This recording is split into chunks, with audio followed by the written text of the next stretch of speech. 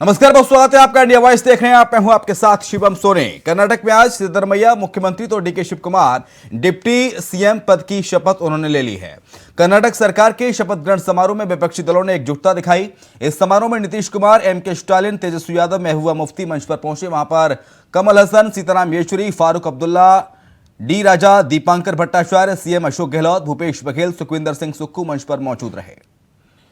तो डीके शिव कुमार और सिद्धरमैया ने मुख्यमंत्री पद की शपथ ली है। मुख्यमंत्री हैं सिद्धरमैया और बतौर उप मुख्यमंत्री डीके शिव कुमार ने डिप्टी सीएम पद की शपथ आज ग्रहण की है। तमाम कांग्रेस के नेता इसमें शामिल हुए।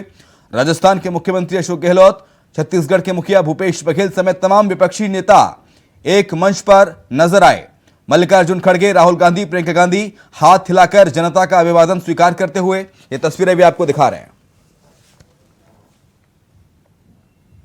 पार्टी की ओर से धन्यवाद करता हूं। आपने पूरी तरह कांग्रेस पार्टी को समर्थन दिया।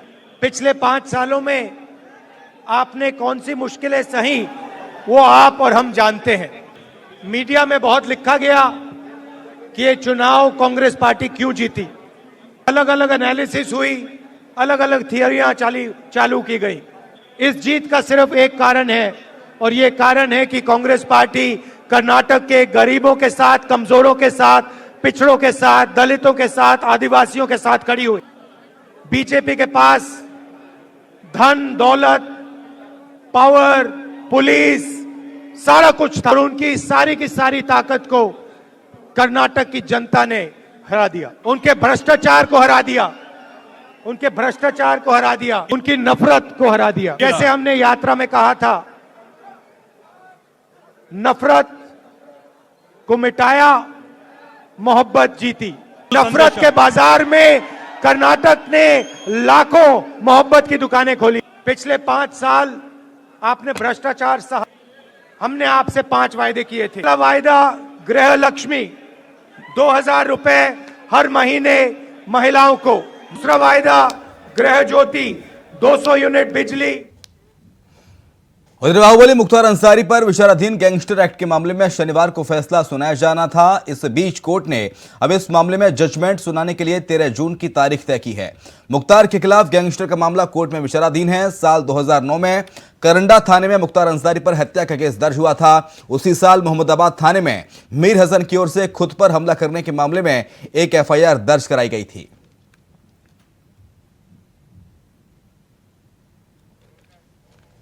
मुख्तार अंसारी पर गैंगस्टर का मामला दर्ज हुआ है। एक खबर आपको बता रहे हैं, गैंगस्टर मामला है पूरा, और कपिल हत्याकांड मामले में भी दोषमुक्त हो चुका है। मुख्तार के खिलाफ गैंगस्टर का मामला साल 2009 में करंडा थाने में दर्ज हुआ था। केस कपिल सिंह हत्याकांड, मीर हसन का मामला दरअसल बताया जा रहा है। मुख्तार अंसारी पर गैंगस्टर के मामले से जुड़ी बड़ी खबर। एमपी एमएलए कोर्ट में 13 जून तय हुई अगली तारीख।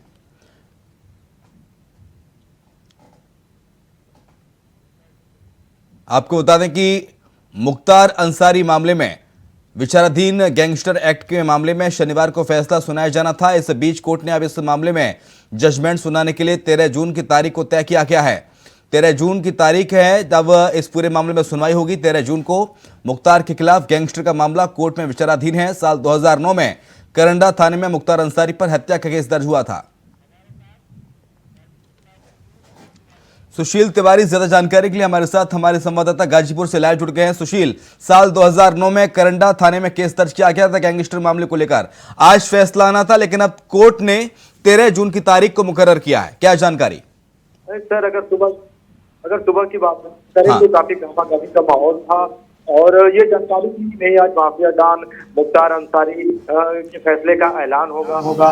लेकिन अगर जो अभी चंद मिनट पहले जो फैसला आया सर, ये एमपी एमएलए को गाजीपुर में ये मामला भी विचाराधीन था, लेकिन जो माननीय जज इस सजा को सुनाने वाले पांडे, जो सूचना आई, हम लोगों ने मुख्तार अंसारी के वकील लियाकत अली से भी बात किया, तो 13 जून इस फैसले को आगे टाल दिया गया है।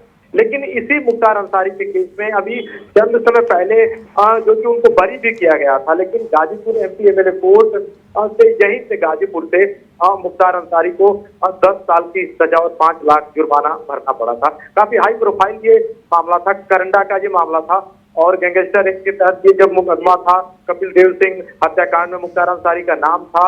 अतः अगर हम कहें तो पूर्वांचल में आतंक का पर्याय बन चुके थे माफिया डॉन मुख्तार अंसारी। और इस वक्त की जो खबर है, अगर मैं आपको बताऊं तो 13 जून इसको कोर्ट में आगे की स्थिति मुकर्रर किया। ठीक है, अब 13 जून को यानी कि फैसला आएगा। इसके साथ ही जो 2009 के जो पीड़ित हैं सरंडा हत्याकांड के, तो उन्होंने क्या प्रतिक्रिया दी है, उनकी ओर से क्या कुछ प्रतिक्रिया सामने आई है? अगर सर हम कोर्ट परिसर के बाहर थे तो थोड़ी सर मैं आपको बता पाऊं तो जो लोग थे, जब मीडिया से उन लोगों ने बात किया तो उन लोगों ने यही कहा कि आज उनके कलेजे को ठंडक पहुंच गई। और जो भी न्याय आए, लोग यही कह रहे थे कि देर आए दुरुस्त आए, लेकिन न्याय होगा।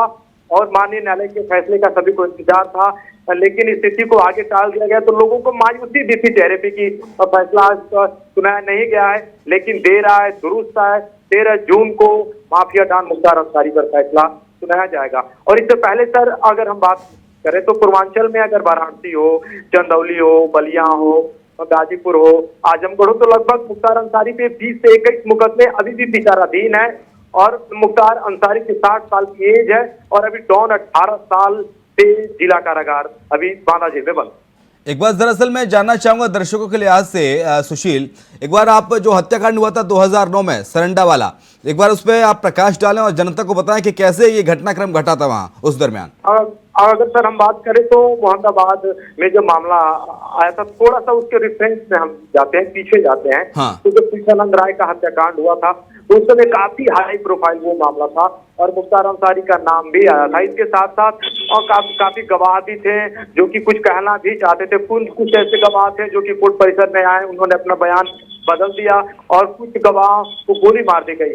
मगर बाद में सीबीआई ने मुख्तार अंसारी को क्लीन चिट दे दी। उसके बाद वो 2009 में जो मामला प्रकाश में आया, उसके बाद मोहम्मदाबाद का वो मामला था, उसमें जरूर मुख्तार अंसारी पर 120 भी लगा था और उनको क्लीन चिट मिल गई। लेकिन आज का जो मामला था वो सच में करंडा गाजीपुर का ये मामला, इस हत्याकांड पर सभी की नजरें थी और फैसले का इंतजार था। क्योंकि अगर हम आपको बताएं तो इधर दहशत का एक माहौल भी था और मुख्तार अंसारी ऐसे विधायक थे क्योंकि जेल में बंद होने के बाद भी निर्दलीय उन्होंने चुनाव जीता था।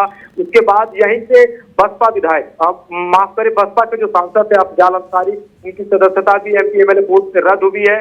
अतः यहाँ से अगर पीड़ित परिवार की बात करें तो पीड़ित परिवार काफी खुश था और चेहरे पे वो झलक भी रहा था कि डॉन के खिलाफ वो फैसला आना है, सजा होगी। लेकिन बस वही हुई कि थोड़ी सी सजा को टाल दिया गया है और 13 जून इसे कोर्ट ने निर्धारित कर दी। ठीक है, बहुत शुक्रिया आपका सुशील तमाम सारी जानकारी को साझा करने के लिए। तो हमारे सहयोगी जुड़े थे गाजीपुर से, उन्होंने हर महत्वपूर्ण अपडेट इस खबर पर साझा किया। अब बात शाहजहांपुर की करेंगे जहां पर ट्रेन से गिरकर युवक की दर्दनाक मौत हो गई।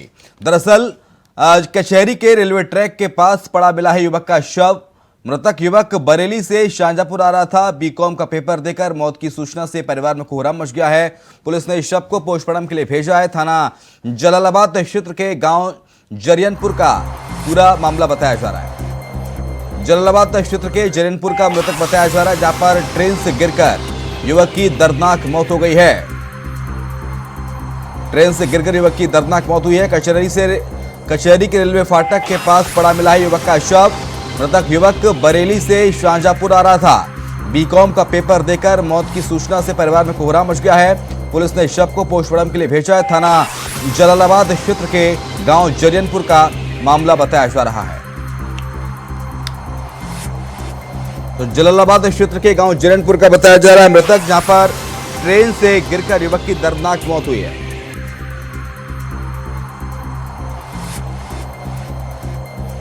कचहरी के रेलवे ट्रैक के पास पड़ा मिला है युवक का शव। बड़ी खबर इस वक्त आपको बता रहे हैं। कचहरी के रेलवे ट्रैक के पास युवक का शव पड़ा मिला है।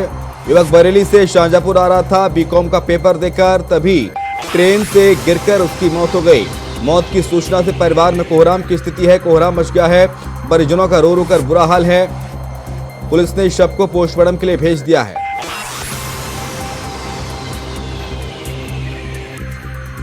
थाना जलालाबाद क्षेत्र के गांव जरियनपुर का मृतक बताया जा रहा है, जो कि बीकॉम का पेपर देकर आ रहा था। बरेली से शाहजहांपुर आ रहा था बीकॉम का पेपर देकर, लेकिन तभी कचहरी फाटक के पास ट्रेन से गिरने के चलते उसकी मौत हो गई। कचहरी के रेलवे ट्रैक के पास युवक का शव पड़ा हुआ मिला है, जिसे पोस्टमार्टम के बाद मृतक के घर भेजा जाएगा। लेकिन जैसे ही खबर मृतक के परिजनों को लगी, मृतक के परिजनों में का रो रो कर बुरा हाल है। परिवार में कोहराम मचा हुआ है।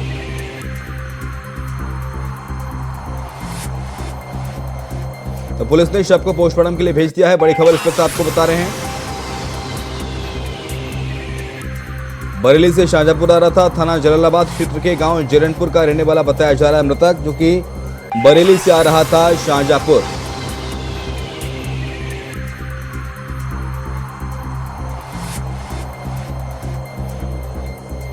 तो कचहरी के रेलवे ट्रैक के पास से पड़ा मिला है युवक का शव, और शव मिलने से सनसनी फैल गई।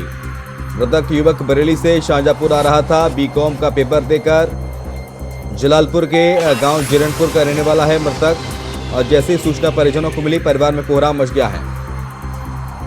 रोहित पांडे ज्यादा जानकारी के लिए हमारे साथ हमारे सहयोगी इस वक्त फोन लाइन पर जुड़ गए हैं। रोहित, कब और कैसे हुआ हादसा? जी मैं आपको बता दूं, शाहजहांपुर की रेलवे ट्रैक पे जो कचहरी के पास है वहां पर ये शव पड़ा मिला था। तो वहां की जीआरपी ने और पुलिस ने देखा, तो जीआरपी ने पुलिस को सूचना दी, बताया कि यहाँ पर शव पड़ा मिला है। थाना सदर बाजार पुलिस मौके पर पहुंची और पोस्टमार्टम के लिए भेज दिया। जब शिनाख्त की गई तो पता लगा जलालाबाद का रहने वाला है। युवक बरेली से शाहजहांपुर बीकॉम के पेपर देकर वापस आ रहा था, वहीं से इसके पैर फिसलने से हादसा हो गया, जिससे कि इसकी मौत हो गई है। तो पैर फिसलने से हादसा हुआ, या हादसे के पीछे वजह कुछ और हो सकती है? ऐसा तो नहीं कि ट्रेन में धक्का मुक्की किसी से हुई हो? क्या ये ट्रेन के गेट पर लटक कर आ रहा था, बोगी से लटक कर आ रहा था, या दरवाजे के पास खड़ा था? क्या जानकारी मिली है? चश्मदीदों का क्या कुछ कहना है? जी देखिए, आपको बता दूं, ये डेड बॉडी जो थी वो वहां पर पड़ी हुई थी, तो चश्मदीदों का भी कुछ कहना नहीं है कि वो ट्रेन जो थी वो निकल चुकी थी। पुलिस को जो सूचना दी गई तो वहां पर बॉडी पड़ी हुई थी। पुलिस ने बॉडी को कब्जे पर लिया और पोस्टमार्टम के लिए भेज दिया। पुलिस का कहना है कि जांच करेंगे, जांच के बाद देखते हैं क्या सामने निकल के आता है। इसका पैर फिसला है, इसे धक्का दिया गया, किस तरीके से इस ट्रेन से कटने से इसकी मौत हुई है, ये जांच का विषय है। तो जांच के बाद ही पता। कौन सी ट्रेन से बरेली से शाहजहांपुर आ रहा था? कुछ अपडेट्स लग पाए हैं? जी नहीं, अभी ये कंफर्म नहीं हो पाया कि कौन सी ट्रेन थी। अभी डेड बॉडी ही सिर्फ मिली थी, तो ये पता नहीं लग पाया कि किस ट्रेन से आ रहा था। जी बहुत शुक्रिया आपका तमाम सारी जानकारी को साझा करने के लिए। उत्तर प्रदेश के मुजफ्फरनगर जनपद की खतौली नगर पालिका से नवनिर्वाचित चेयरमैन की कुर्सी पर खतरे के बादल मंडराने लगे हैं। बता दें कि 2023 नगर निकाय के इस चुनाव में खतौली नगर पालिका सीट से गठबंधन के प्रत्याशी लोकदल प्रत्याशी हाजी शहनवाज उर्फ लालू ने निर्दलीय प्रत्याशी कृष्णपाल को हराकर जीत दर्ज करी थी, जबकि इस सीट पर बीजेपी तीसरे नंबर पर रही थी। लेकिन इस सीट पर हुए चुनाव में एक नया मोड़ शुक्रवार को उस समय सामने आ गया जब बीजेपी के बागी पूर्व चेयरमैन पारस जैन ने दूसरे नंबर पर रहे निर्दलीय प्रत्याशी कृष्णपाल के साथ मिलकर एक प्रेस कॉन्फ्रेंस की और नवनिर्वाचित चेयरमैन हाजी शहनवाज पर आरोप लगाया कि इस चुनाव में हाजी शहनवाज ने आरक्षण को लेकर अपनी जाति छुपाई और फर्जी जाति प्रमाण पत्र बनवाकर यह चुनाव लड़ा है। ये नगर पालिका में जो अभी चुनाव हुए हैं उसमें जो है एक लोकदल राष्ट्रीय लोकदल पार्टी से जो प्रत्याशी थे शाहनवाज लालू, उनके द्वारा जो है एक प्रमाण पत्र के जाति प्रमाण पत्र के आधार पर चुनाव लड़ा गया है। और जैसे कि अभी सामने आए हैं जो दस्तावेज सामने आए 1961 के बाद 64 के उनका जन्म प्रमाण संबंधित जो डॉक्यूमेंट्स हमारे हाथ आए हैं अभी, उससे ये सिद्ध होता है कि उनकी जो जाति है वो शेख है और उनके दादा उनके पिताजी द्वारा अपने आप डिक्लेयर किया गया है कि मैं जाति शेख नाम के आगे। तो उससे ये सिद्ध होता है कि कहीं ना कहीं ये जनरल कास्ट जनरल बिरादरी से संबंध रखते हैं और इनका चुनाव लड़ने के लिए ये बाध्य नहीं थे कि ये चुनाव लड़ सकते हो खतौली का 2023। बात करेंगे गाजियाबाद की, जहां पर डिप्टी सीएम ब्रजेश पाठक आज गाजियाबाद की लोनी में अस्पताल का उद्घाटन उन्होंने करेंगे। बताया जा रहा है कि लगभग 1:30 बजे डिप्टी सीएम ब्रजेश पाठक गाजियाबाद की लोनी पहुंचेंगे। डिप्टी सीएम ब्रजेश पाठक के आने से पहले ही गाजियाबाद जिला प्रशासन ने सुरक्षा के पुख्ता इंतजाम कर दिए हैं। पहले भी कई बार गाजियाबाद आ चुके हैं डिप्टी सीएम ब्रजेश पाठक। लोनी पहुंचेंगे डिप्टी सीएम ब्रजेश पाठक। गाजियाबाद से खबर इस वक्त आपको बता रहे हैं, अस्पताल का उद्घाटन करेंगे।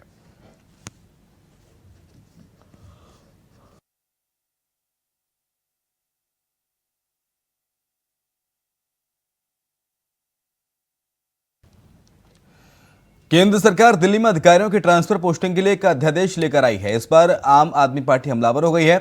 आप नेता और दिल्ली के शिक्षा मंत्री आतिशी ने कहा है कि ये सुप्रीम कोर्ट द्वारा दिल्ली के दिए गए संवैधानिक अधिकारों को छीनने का प्रयास है। आतिशी ने कहा कि ऐसा पहली बार नहीं हुआ है। जब आप की सरकार दिल्ली में चुनकर आई थी, तभी मई 2015 में केंद्र सरकार की ओर से ठीक ऐसा ही कुछ करने का प्रयास किया गया था। अफसरों के ट्रांसफर पोस्टिंग का अधिकार दिल्ली सरकार ने छीन लिया। हालांकि 8 साल बाद सुप्रीम कोर्ट ने भी माना कि वो फैसला ठीक नहीं था, वो गैर संवैधानिक था। केंद्र के अध्यादेश पर दिल्ली में तकरार, आदेश को आतिशी ने गैर संवैधानिक बताया है और संविधान की हत्या करार दिया। कल रात को देर रात में केंद्र सरकार एक अध्यादेश लेकर आई, एक ऑर्डिनेंस लेकर आई। केंद्र सरकार लोकतंत्र की हत्या करने के लिए, संविधान की हत्या करने के लिए ये अध्यादेश लेकर आई है। क्या कहता है ये अध्यादेश? ये अध्यादेश कहता है कि जो ताकत दिल्ली की चुनी हुई सरकार को सुप्रीम कोर्ट की कॉन्स्टिट्यूशन बेंच ने, उच्चतम न्यायालय के संवैधानिक पीठ ने दिल्ली की चुनी हुई सरकार को दी, ये उस ताकत को गैर संवैधानिक तरीके से छीनने का प्रयास है।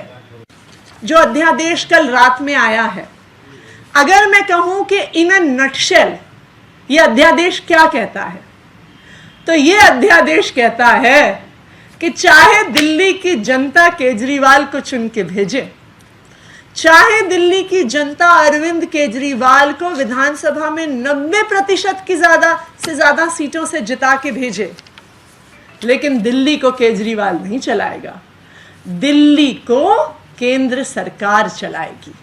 ये कहता है ये अध्यादेश जो रात के अंधेरे में कल केंद्र सरकार लेकर आई।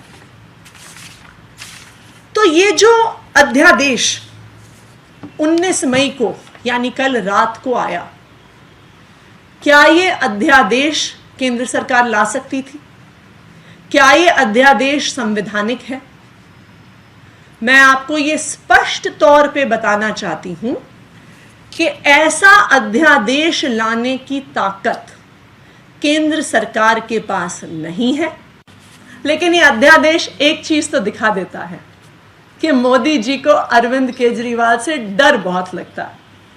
मैं कई बार ये सोचती हूं कि दिल्ली इतना छोटा सा राज्य, आप अगर भारत के नक्शे पे देखने जाइए तो दिल्ली दिखता भी नहीं है। तो दिल्ली को ढूंढना भारत के नक्शे पे बहुत मुश्किल होता है। इतना छोटा सा राज्य, उसमें भी आधी सरकार, जिसके पास लैंड, लॉ एंड ऑर्डर और पुलिस की ताकत नहीं है। इतनी सी सरकार की अगर ताकत को मोदी जी हर संभव गैर कानूनी, गैर संवैधानिक तरीके से खत्म करना चाहते हैं, तो उसका तो एक ही कारण है कि मोदी जी को अरविंद के। उधर रायबरेली में थानाध्यक्ष नसीराबाद से एक फोटो वायरल उनका हो रहा है, जहां पर थानाध्यक्ष की कुर्सी संभालते उनका बेटा दिखा। बता दें कि वर्दी पहने थानाध्यक्ष राकेश चंद्र आनंद की कुर्सी पर बैठे बेटे का एक फोटो वायरल हो रहा है। बताया जा रहा है कि थानाध्यक्ष की कुर्सी संभाल रहा थाना क्षेत्र जिस वजह से अपने नाबालिग के बेटे को कुर्सी सौंपी। फोटो वायरल होने से पुलिस विभाग में हड़कंप मच गया है। तो थानाध्यक्ष की कुर्सी संभालता दिखा उनका नाबालिग बेटा। ये देखिए, वर्दी में और पुलिस की टोपी लगाए हुए नजर आ रहा है नाबालिग बेटा। नसीराबाद के थाने से ये फोटो वायरल हुआ है।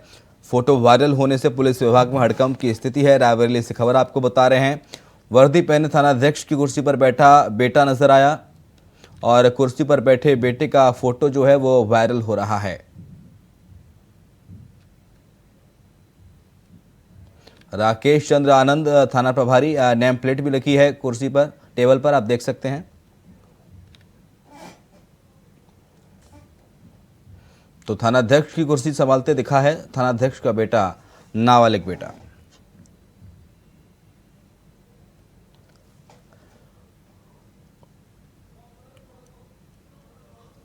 साथ ही कुर्सी पर बैठे बेटे का फोटो भी सोशल मीडिया में तेजी के साथ वायरल हो रहा है।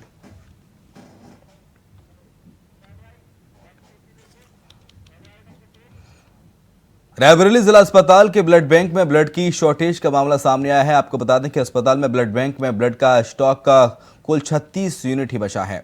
ब्लड डोनेट करने वालों की संख्या ना के बराबर है। मामले की जानकारी सीएमएस डॉक्टर महेंद्र मौर्य ने दी है और कहा कि प्राइवेट ब्लड बैंक खुल जाने से जिला अस्पताल के ब्लड बैंक में स्टॉक हुआ है। वहीं सीएमएस ने समाज सेवी संस्थाओं से ब्लड डोनेट करने की गुहार लगाई है। ब्लड का स्टॉक कम होने से अस्पताल प्रशासन की परेशानियां बढ़ी हुई हैं।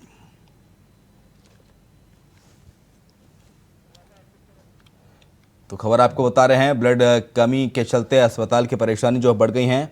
ब्लड डोनेट करने वाली लोगों की कमी से भी जूझना पड़ रहा है। ब्लड बैंक में ब्लड की शॉर्टेज हो गई है। सिर्फ 36 यूनिट ही ब्लड बचा हुआ है, जहां ब्लड डोनेट करने वालों की संख्या ना के बराबर है। मामले की जानकारी सीएमएस डॉक्टर महेंद्र मौर्य ने दी और कहा कि प्राइवेट ब्लड बैंक खुल जाने से जिला अस्पताल के ब्लड बैंक में स्टॉक कम हुआ है।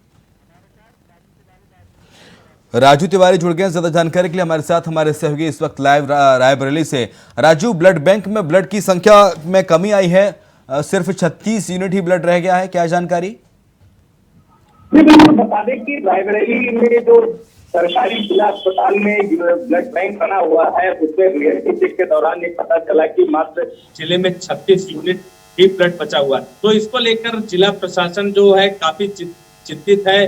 वहीं जो सीएमएस महेंद्र कुमार मौर्य है, उनसे बात करने का प्रयास किया गया तो उन्होंने बिल्कुल साफ तौर पे बताया है कि रायबरेली जिला अस्पताल में जो डोनेट करने वाले लोग थे उनकी संख्या कम होती जा रही है। उसका कारण क्या है? हालांकि उन्होंने साफ तौर पे ये भी बताया है कि रायबरेली जिले में एक प्राइवेट ब्लड बैंक खुल गया है। जब से ब्लड बैंक खुल गया है तब से डोनेट करने वाले जो लोग हैं वो यहाँ पर कम आते हैं और जो मरीजों की संख्या है वो लगातार बड़े पैमाने पे देखी जा रही है और वो कहीं ना कहीं ब्लड मुहैया कराया जा रहा है। चूंकि जो शासन के द्वारा गाइडलाइन है और शासन के निर्देश हैं कि ऐसे जो गंभीर मरीज हैं उनको फ्री ऑफ कास्ट जो है ब्लड दिया जाए। तो आपको बता दें कि जैसे लावारिस मरीज मिलते हैं और गंभीर मरीज यानी जैसे डायलिसिस या जो कैंसर के पेशेंट हैं, ऐसे लोगों को जो है फ्री ऑफ कास्ट में बिना डोनेट कराए भी ब्लड देना जिला अस्पताल को देना पड़ता है। तो ऐसे में एक बड़ी समस्या सामने आ रही है कि जिला अस्पताल में डोनेट करने वाले लोगों की संख्या कम हो गई है और वहां पर जो ब्लड बैंक है, ब्लड बैंक में मात्र 36 यूनिट ही ब्लड बचा हुआ है। तो इसको राजू, ये भी बात सामने आ रही है ब्लड की शॉर्टेज की, के पास में एक प्राइवेट अस्पताल भी है, उनकी खुद की ब्लड बैंक है, तो ब्लड डोनेट करने के लिए लोग वहां चले जा रहे हैं। जी बिल्कुल बता दें कि जिस तरह से जिला प्रशासन व स्वास्थ्य महकमे ने गुहार लगाई है कि जो समाज सेवी है और समाज सेवी संस्थाएं हैं वो आकर ब्लड डोनेट करें, तो ऐसे में एक चिंता का विषय है कि जिले में जो ब्लड बैंक की कमी हुई है इसमें मरीजों को कहीं न कहीं इसका दर्द झेलना पड़ेगा, क्योंकि आने वाले समय में कहीं न कहीं ये एक गहरा संकट है। और साफ तौर पे देखा जा सकता है कि जिला अस्पताल के ब्लड बैंक में मात्र 36 यूनिट ब्लड की। तो इसके पीछे कारण एक ये भी होता है, हो सकता है कि रायबरेली में काफी समय से ब्लड डोनेशन कैंप नहीं चलवाया गया हो, अभियान नहीं लगाए गए हैं ब्लड डोनेशन को लेकर, लोगों को जागरूकता में लोगों की कमी देखी जा रही है। अधिकारी, प्रशासनिक अधिकारी, सीएमओ साहब ऐसा नहीं कर पा रहे, सीएमएचओ। जी बिल्कुल बता दें कि ब्लड बैंक में डोनेट करने के लिए अपील भी की गई थी और कई जगह कैंप भी लगाए गए थे समाज सेवी संस्थाओं के द्वारा बड़े पैमाने पर। हाल में आपको बता दें कि जो अमेठी की सांसद है स्मृति ईरानी, उनके द्वारा भी एक आयोजन किया गया था जिसमें वो शिरकत करते हुए उन्होंने लोगों से अपील की थी और वहाँ पे। बहुत शुक्रिया आपका राजू तमाम सारी जानकारी को साझा करने के लिए। तो ब्लड बैंक में ब्लड की शॉर्टेज नजर आ रही है रायबरेली में और कारण इसके कई हैं। ब्लड बैंक में महज 36 यूनिट ही ब्लड बचा हुआ है, जिससे कि आपातकाल की स्थिति में परेशानी का सामना भी मरीजों को करना पड़ सकता है।